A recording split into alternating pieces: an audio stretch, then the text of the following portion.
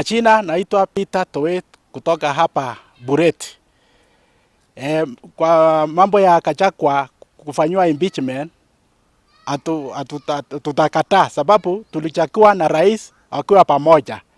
Na alituahidi mambo mengi sana yenye ingeendelea sahi kufanyika, lakini hatujaona hata moja. Kwa hivyo kama kuna matatizo ama kuna shida walikosana na rais, lazima waketi vizuri na wajadiliane badala kuambia sisi wananchi inatakikana kuimpeach. Tunakataa. Jina langu ni Langat Cosmas, mkaaji wa eneo hili la Buret. Nimekuja siku ya leo ili niweze kutangaza hasa kwa mheshimiwa wetu, mbunge wetu wa Buret, Bwana Komingoi, kwamba haya mambo ambayo umeweza kuzungumza ya kwamba Gachagua anafaa kutimuliwa, mimi mwenyewe na wakazi wengine tumekataa, kwa sababu kuondolewa kwa Gachagua haiwezi ikatoa mambo ambayo imetusumbua hapa Buret. Shida ambazo zinatukumba watu wa Buret ni mambo ya barabara, kuanzia Cheplanget kuelekea Sotik. Kufikia sasa hivi hakuna barabara, yote imeharibika. Barabara kutoka Kapkatet kuelekea Cheplanget yote imeharibika. Lakini badala ya kuenda kuzungumzia mambo haya, mheshimiwa wetu umeenda kuzungumza mambo ambayo naweza nikaita kwa lugha ambayo siwezi nikatusi mtu kwamba hiyo ni upuzi. Hatuwezi tukakutuma uende kuzungumza mambo ya maendeleo, unaenda kuzungumza jinsi ya kumfukuza mtu ambaye hatukutuma. Ya pili, mahali ambapo Rigathi na William Ruto walikutana hatukuwa. Kwa hivyo tumesema ya kwamba muende mtatue mambo yenu, sisi tukiwa wananchi tuko na shida zetu. Sasa hivi tunapozungumza watoto wanaingia grade ya 8. Hakuna darasa ama madarasa. Badala ya watu kuzungumzia mambo mahali ambapo watoto wataenda, unaenda kuzungumza mambo ambayo tunaweza kusema ya kwamba mambo ya fitina.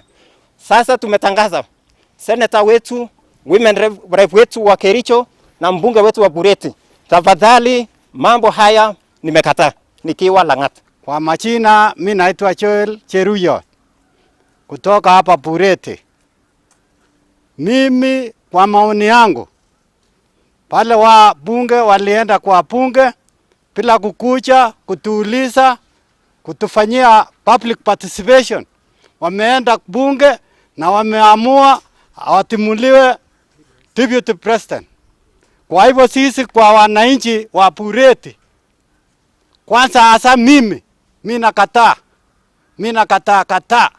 Kwanza huyu MP yetu Sebuleni, mbona hakukuja ground kuuliza watu wetu kwa nini? Yeye mwenyewe ameenda huko kufanya kazi yake bila kuuliza raia hapa chini. Kwa majina naitwa Julius Ndungu, nikiwa county ya Kericho, na tukiwa kama wenyeji wa county ya Kericho, ukweli ni kwamba what they did yesterday, they exercised their powers. Na ukweli ni kwamba upande wa kumngatua naibu rais, kwa upande wa Wakenya siwezi sema kwamba iko sawa, kwa sababu ukiangalia vile ambavyo walikuwa wanafanya katika lile bunge la kitaifa ni kwamba ni kama walikuwa tayari wameamua liwe liwalo, lazima deputy president aende nyumbani.